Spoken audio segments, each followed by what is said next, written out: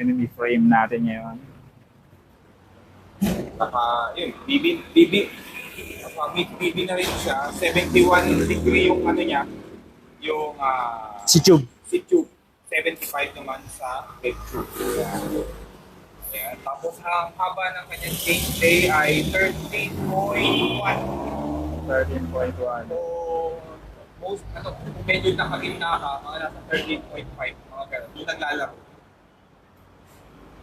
Pero pinaka-least, 13.1. Ayan. Ayan. Yan, damn. Ayan. Close up, close up. Close up. The new welds, guys.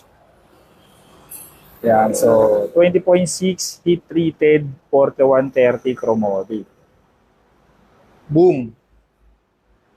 Head tube angle 75, C tube 71, BB height 11.8, stand over 9. Ayan, so 6 mm dropout thick niya. Makapal na yan. Makapal yan. Ayan. Weight niya, mga nasa 11. Ano siya? Mga 2 kilos, ganyan. 2.2 kilos. Mga 2 kilos, yan. Ang weight niya. Sa mga nagtatanong ng weight, 2.2 kilos.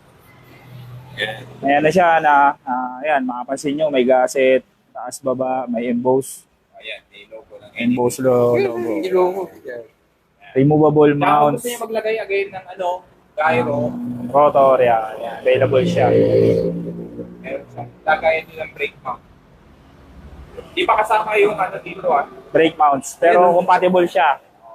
NME 20.6. May ukit yan ha. May ukit. Ayan. Diba? Di yan sticker recto. Custom talaga. Bakat yan, bakat. Ganahan ka Teka. matulog. Ito pala yung tire clearance yan. Anong size to? 2.4.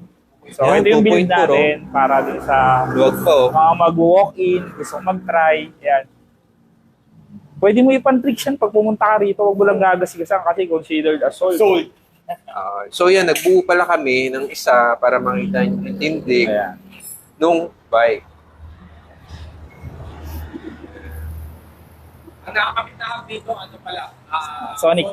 Sonic. The rear up. Ayan.